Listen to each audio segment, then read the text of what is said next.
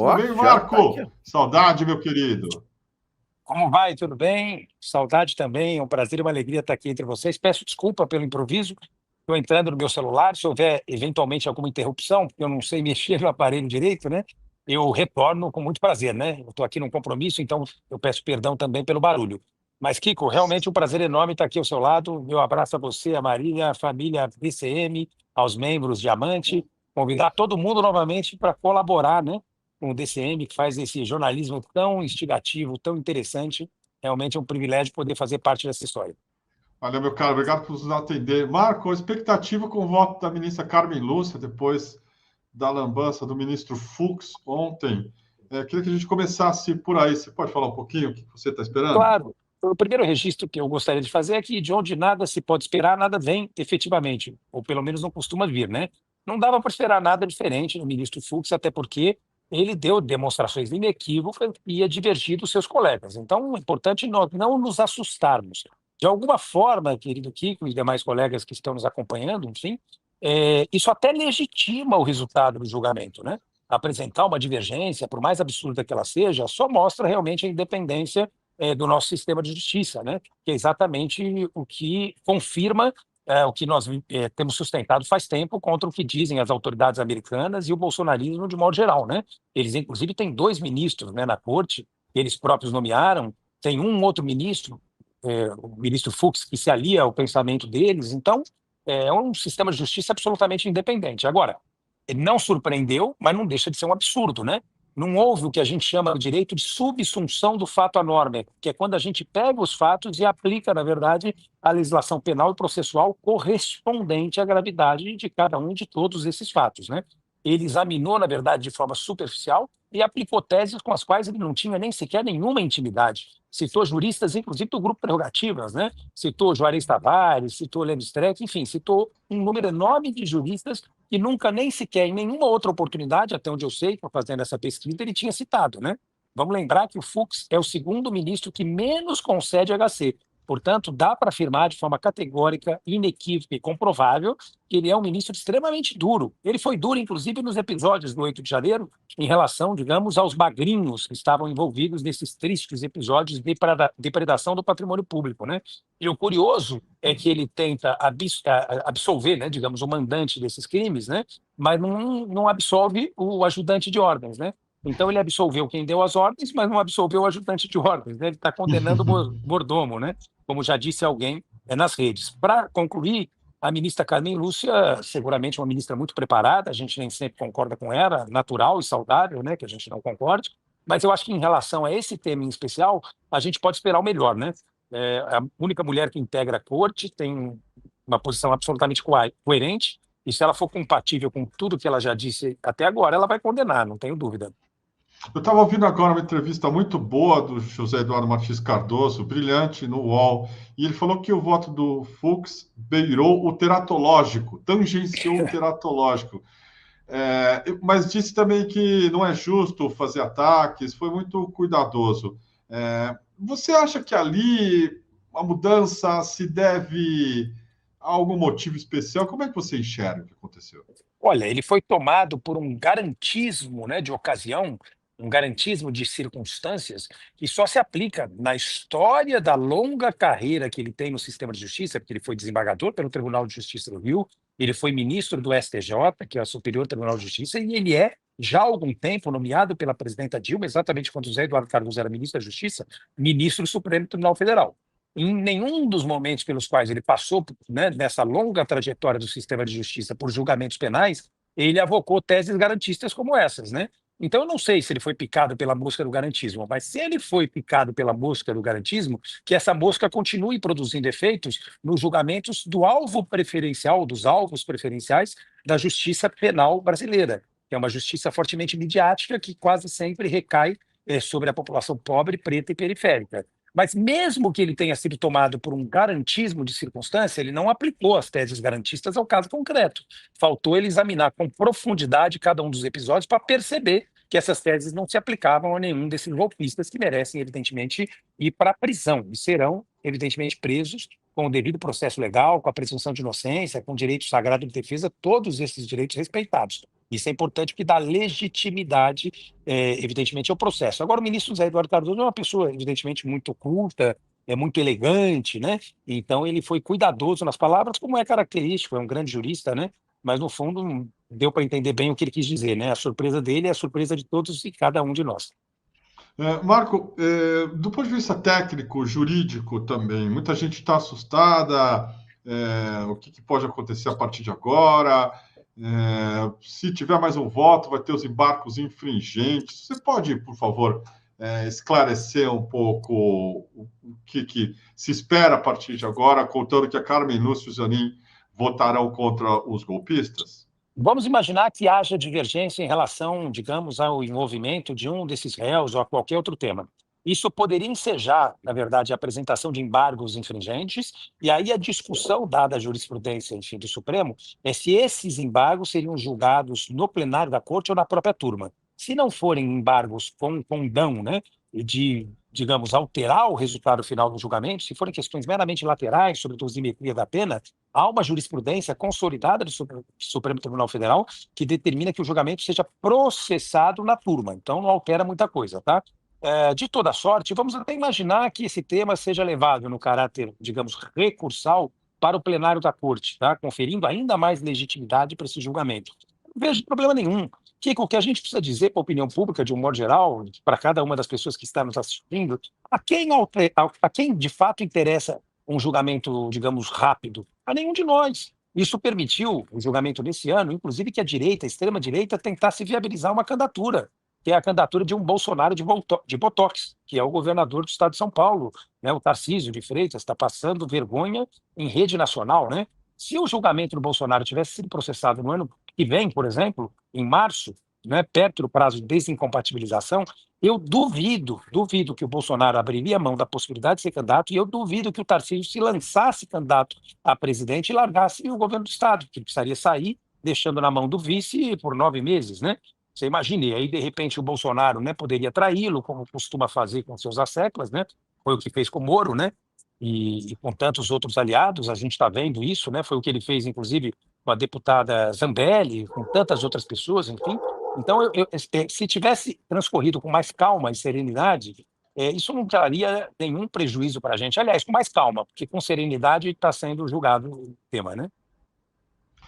O Lenny Streck disse algumas vezes aqui no DCM sobre o timing desse julgamento, que quanto mais expandido o tempo, mais favoreceria o bolsonarismo e os golpistas. Você acha que está ocorrendo na hora errada, no tempo da justiça, ou você concorda com a análise do Lênio? Olha, aliás, quase sempre concordo com a análise do Lênio, né? Mas existe aquela tese de que as exceções existem para manter a regra, e essa é uma exceção, né? Estou divergindo do meu querido e amado Lênio Streck, um dos maiores juristas do país. Aliás, se tivesse no Supremo, ia nos encher de orgulho, uma pessoa extremamente preparada, vocacionada para essa, entre tantas outras tarefas. Um dos maiores juristas do país, inclusive um dos juristas mais citados no mundo. Mas a minha percepção política, tá, é um pouco diferente da dele, tá? Eu não vejo por que a pressa poderia nos ajudar ou legitimar qualquer tipo de resultado nesse julgamento. Ao contrário, né? Na verdade, está sendo julgado esse ano, né, da forma como está, e é regular, é lícito, não tem nada de errado nisso. Ajudou o bolsonarismo a tentar viabilizar uma candidatura alternativa pela extrema-direita. É importante dizer que, para você e para essa qualificadíssima audiência, que a direita civilizada está governando conosco. Hoje nós vamos Perfeito. receber, enfim, a ministra Tebet num jantar que o Prerrogativas está organizando para falar, enfim, sobre o país. A direita civilizada está governando com o presidente Lula. Eles querem viabilizar, na verdade, uma candidatura pela extrema-direita. E é importante, inclusive, isso ficar claro, porque as máscaras estão caindo, né? Para quem achava que o Tarcísio comia de garfo e faca, daqui a pouco nós vamos ver ele comendo um pé de frango, né, com as mãos, sujando as mãos, o corpo, o chão, a mesa e tudo mais, né? Ele é um Bolsonaro, digamos assim, autêntico, né? Tenta se apresentar com um certo grau de retoque, né, com botox, mas é um bolsonarista autêntico, né? Então, eu não sei Uhum. por que que isso ajudaria, né? Aí eu discordo amável e fraternalmente do meu querido amigo Lênin Streck. Nós estamos dando uma nota aqui no DCM. A Mônica Bergamo comenta que a virulência do voto do ministro Fux gerou revolta, gerou preocupação entre os colegas do Supremo Tribunal Federal. Foi muito além do que se esperava. No começo era para ser, segundo ela, tratado como algo previsível, mas surpreendeu os ministros pela agressividade. Qual que é, na sua opinião, o impacto que isso tem também politicamente, um voto como esse do ministro tão virulento? Olha, acho que isso compromete, digamos assim, a própria integridade da corte, da qual ele faz parte, né? Eu acho que ele cometeu um erro, com toda a franqueza, com toda a honestidade. Ele poderia ter feito, digamos, o papel que fez, divergindo dos demais ministros, mas sem tentar legitimar o que não se pode legitimar, né? Querer fazer com que nós todos acreditemos, né, que um ajudante de ordens, por conta própria, pretendia dar um golpe de Estado no país, pretendia abolir violentamente o Estado de Direito, com a utilização, inclusive, de todo o aparato militar, né, é de uma ingenuidade que, enfim, só não é maior, com toda a franqueza, do que a malícia e do que o cinismo, né? É natural que os colegas dele tenham ficado revoltados com esse tipo de posição, até porque foram pessoal e institucionalmente atacados, né? Alguns deles, inclusive, ameaçados de morte, como o ministro relator, o ministro Alexandre de Moraes. Então, muito, muito oportuna essa matéria da Mônica Bergamo. A Mônica Bergamo é uma das maiores jornalistas do país, você bem sabe, sua colega, né? Ela Sim. tem excelentes fontes no Supremo Tribunal Federal e eu não tenho a menor dúvida de que ela conversou com 2, 3, 4 ministros. Esse é o clima que a gente sente em Brasília, um clima de constrangimento. Não só na advocacia, tá? Mas também, e nem principalmente, né? Mas também na advocacia. O que a gente tem visto é que os próprios ministros do Supremo, do STJ, de desembargadores federais estão constrangidos com essa posição, né? Eu realmente acho que ele foi longe demais. Na sua visão, como homem experiente, né, operador do direito, você também foi pego de surpresa com esse voto do Fux e que agenda que pode haver por trás disso aí? Uma agenda política? No que ele pode estar mirando, doutor Marco Aurélio? Primeira coisa que é importante dizer, veja, o Fux é um jurista, né? É um juiz de carreira. A gente pode divergir, mas temos que respeitar. É um dos maiores processualistas civis do país, talvez o maior. Ajudou a escrever, enfim, os principais códigos, né? Fez doutrina, jurisprudência. A gente tem que respeitar, né? Não é uma pessoa, digamos, habituada digamos, a estudar os temas relacionados a direito penal. Então, a surpresa veio exatamente na utilização de teses que não se aplicam ao caso concreto, importante dizer, né? Portanto, reafirmo que não houve a tal subsunção do fato à norma, né? O caso não se encaixa, né? Hipótese, digamos, não se encaixa, né? Hipótese teórica ao fato concreto. Mas o que surpreendeu foi ele ter avocado essas teses garantistas que ele, no decorrer dessa longa trajetória, sempre negou. Repito, ele é um dos ministros que menos concedeu HCs, né, para colocar em liberdade, sobretudo, a população pobre, preta e periférica, que é um alvo preferencial de uma justiça penal perversa, fortemente racista, indiscutivelmente racista e violenta, sobretudo, com os mais necessitados, né? Então, ele nunca mostrou essa preocupação, né? Nós vimos, enfim, o que ele fez na época do Mensalão, que aí também tem a ver com crimes de colarinho branco, que é outro segmento, também não aplicou nenhuma dessas teses. Vimos o que ele fez no decorrer da Lava Jato. Então, honestamente, a surpresa para alguns tenha sido, digamos, essa mudança brusca, né? Ele acordou, digamos, tocado por teses né, que nunca o sensibilizaram, né? A mim não surpreendeu. O que surpreendeu, talvez, tenha sido a utilização tão exagerada, foram mais de 20 juristas, né, que ele citou, de teses com as quais ele nunca nem sequer teve qualquer tipo de intimidade. A única surpresa que eu tive foi a intensidade, né, desse voto e respondendo objetivamente, a que serve? Talvez a criação de uma narrativa que já está aí nas ruas, política, para engrossar a resistência que o bolsonarismo vai tentar, digamos, apresentar à sociedade frente ao episódio da prisão do Bolsonaro, que está cada vez mais próxima, né? Então, eles querem contar uma história. Então, isso tudo que o Fux fez ajuda a contar essa história. Essa história também tem efeito jurídico? Pode ser usada futuramente pelos bolsonaristas, pelos golpistas, do ponto de vista Não assim, do direito? Não? Como ele abriu divergência, pode, né? Porque aí Ah. você tem um pezinho, né? Digamos assim, para fazer o questionamento. Mas a rigor, se ele tivesse dado um voto menos forte, inclusive, isso hipoteticamente já poderia acontecer. Existem recursos, revisão criminal, diversos recursos, enfim, que os bolsonaristas condenados, né, cada um desses 8 réus, podem eventualmente manejar. Não acho que esses recursos vão mudar a história desse julgamento. Os fatos são os fatos, né? Eles falam por si e eles se colocam à frente de qualquer outra coisa. Então, eles não podem, por mais esforço retórico que seus advogados queiram fazer, e são advogados competentes, quero aqui registrar, né, em especial os advogados do Braga Neto e também do próprio Bolsonaro. Nós estamos falando de dois dos maiores criminalistas do país, José Luiz de Oliveira Lima, grande advogado, habilidoso, tecnicamente muito preparado, extremamente qualificado, e Celso Vilardi, que também é um dos maiores juristas, enfim, do país. Mas por mais que eles sejam extremamente preparados, e são, quero repetir, colegas que eu respeito profundamente, não são mágicos, né? Não podem mudar a realidade dos fatos. Um dos juristas citados pelo Fux foi o ex-ministro Celso de Mello, citado com frequência, inclusive ele confessou que conversa com o ex-ministro Celso de Mello. Você citou outros aí, não era de bom tom que eles viessem a público dizer que, olha, não foi nada Olha, disso que eu disse? uma das características do Diga. ministro Celso de Mello é a elegância, né? É um ministro É, que realmente honrou sim. a permanência longa que ele teve na corte, né? Já deixou saudades, é uma pessoa extremamente coerente, com quem a gente divergia em vários assuntos, convergia em outros, mas sempre de forma respeitosa. Ele recebia a advocacia de uma forma que nos sensibilizava muito.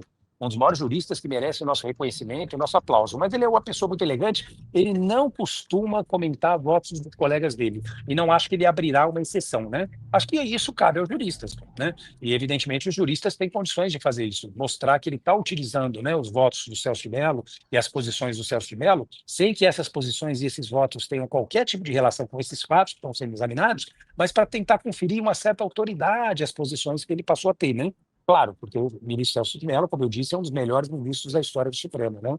Já entrou para a Uhum. história do país, um democrata, né? Um grande jurista. Então é por isso que ele está usando. Perfeito. O Tiago Delgado está Mas é isso. falando aqui. Doutor Marcos, esse voto do Fux não deixou ele suspeito, pois ele foi contra tudo que ele defendeu desde 2012, um punitivista? Pergunta o Tiago. Em tese, sim, mas veja, ninguém é obrigado a manter os erros que cometeu, né? A gente sempre tem que fazer as autocríticas, as reflexões necessárias para ratificar ou retificar as nossas posições. Ele não tinha posições garantistas, passou a assumir, repito, essas posições não se aplicam aos casos concretos, agora vamos cobrar dele coerência para que isso possa, de alguma forma, atingir a população pobre, preta e periférica, que é o alvo preferencial, como eu disse, da justiça penal brasileira, e que enche os cárceres brasileiros, enfim, abarrota os cárceres brasileiros, trazendo um problema seríssimo, estrutural para o sistema penitenciário nacional. Espero que ele possa ter essa compreensão. Há pouco, inclusive, ele negou um HC para uma pessoa que tinha roubado shampoo, né? Não tem nenhum sentido uma coisa como essa. Então, vamos cobrar dele que mantenha essa posição. Acho que passa um pouco por aí. Marco, eu sei que seu tempo já está acabando. Queria fazer uma última pergunta. O Prazer. ministro Cardoso ainda disse o seguinte: ele participou das sabatinas com o Fux, quando era ministro da Dilma, e ele defende que se mude o sistema de escolha dos ministros do Supremo Tribunal Federal. É, você concorda com essa tese ou não? Olha, veja, os requisitos para a escolha dos ministros, né, são requisitos bastante subjetivos, os requisitos constitucionais. A reputação ilibada, que você pode aferir, né, evidentemente com as chamadas certidões de natureza criminal, né, para verificar qual é o passado, né, de cada uma dessas pessoas que estão sendo indicadas, né, para essas posições, e o conhecimento jurídico, né. Isso é bastante subjetivo, né, ainda mais difícil de aferir, porque não é um mestrado, é um doutorado que confere isso. Às vezes, a experiência de um advogado ou de um cidadão qualquer, de um advogado militante nas causas sociais pode ser muito maior do que qualquer pessoa que, porventura, tenha feito um mestrado ou uma livre docência. Mas, de qualquer forma, esses são os dois requisitos constitucionais, né?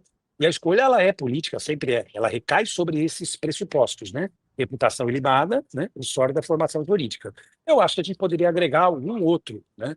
Eventualmente, algum outro requisito. De repente, se juiz passar pelas entidades de classe, com formação de uma determinada lista, e dentro dessa lista o presidente teria, digamos, a liberdade de escolher.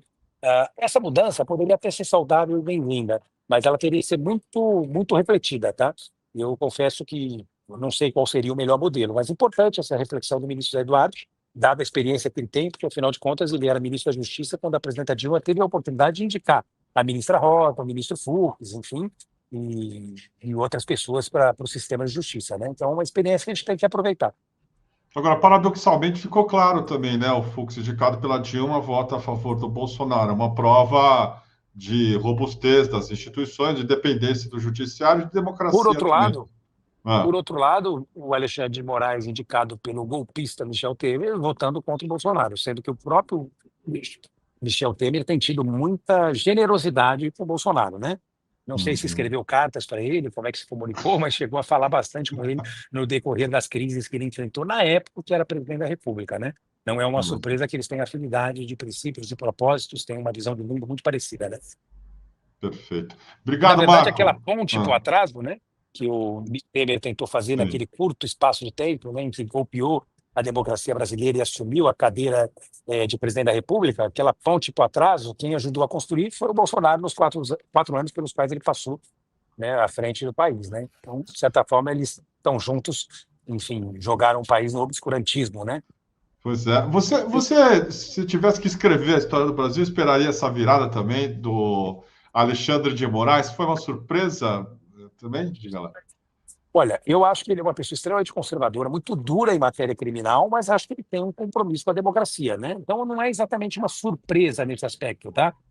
Veja, ele nunca foi um aliado do PT, jamais seria, é uma pessoa, repito, extremamente conservadora na agenda de costumes, na agenda penal, numa série de outros temas. Mas tem conosco uma convergência importante. Ele é um democrata, a gente tem que reconhecer e aplaudir essa posição. Então não me surpreende, eu não esperava nada diferente de nenhum ministro da mais alta corte constitucional do país. Não esperava nada diferente de nenhum dos 11 ministros, inclusive os indicados pelo Bolsonaro. Eu acho que eles têm que ter conosco um compromisso mínimo com a democracia, né? Então é o que se espera de alguém que ocupa uma cadeira tão importante como essa de ministro supremo, né? Você tem Eu, essa frase muito boa de que a direita democrática está conosco, né? Está com a democracia. O ele Alexandre já de está Moraes, sentado, já bom. você Perdão, já pode está indo continuar. lá? Você está indo lá? Já. Já. Não, não, não, pode falar, a última que eu É, consigo, desculpa. você tem essa frase muito boa de que a direita democrática está conosco, está no governo, está, Sim. enfim, né, do lado da democracia. É, nesse sentido, é justo esperar também que haja uma reação e um apoio à punição correta dos golpistas. Não há a menor dúvida, né? Acho que quem tem conosco a convergência mínima da defesa da democracia e das instituições precisa esperar que o resultado seja esse, né? Importante dizer, né, que antes de eu me despedir de vocês, agradecendo, né, pelo honroso convite, é importante dizer o seguinte: nós temos que garantir a lisura desse processo, né? Nós defendemos para Chico e para Francisco a mesma coisa, a coerência é um valor do qual nenhum de nós pode abrir mão. Então, a gente defende o devido processo legal, a presunção de inocência, o sagrado direito de defesa. A gente continua defendendo a ideia de que a pessoa só possa, quando não oferece risco à ordem pública, ser presa após o trânsito em julgado da sentença penal condenatória. Isso tudo a gente defendia para Chico e vai defender para Francisco sempre. A lisura e a integridade desse processo vai impedir que aconteça com esse julgamento que aconteceu com a Lava Jato, que tinha um ou outro aspecto positivo, mas a imensa maioria de aspectos negativos.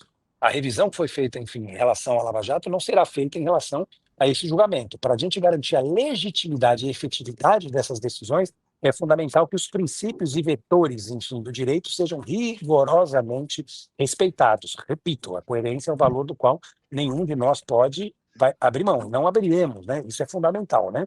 Então, não tem nenhum tipo de contradição nessa posição que a gente, enfim, vem adotando, né? É um E eu princípio, acho que, é ao final, coerência, né? ele vai ser preso mesmo, né?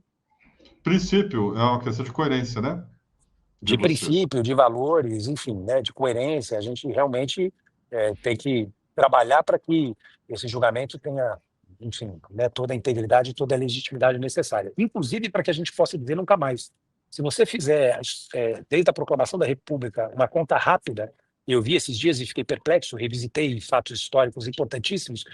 Se você pegar as tentativas de golpe no país, nós tivemos 15 tentativas de golpe. Eu não sei se você, enfim, né, se deu conta disso. Eu confesso que eu tive que revisitar alguns estudos, enfim, que eu fiz há muito tempo atrás. A minha barba branca denuncia, né? 15 tentativas de golpe. E se a gente está passando pelo que está passando outra vez, é porque em 79 nós não tivemos a maturidade que alguns países, como a Argentina, como o Peru e como o Chile, tiveram para tratarem, através das suas comissões de anistia, os torturadores, enfim, os agentes do Estado que mataram, barbarizaram, né?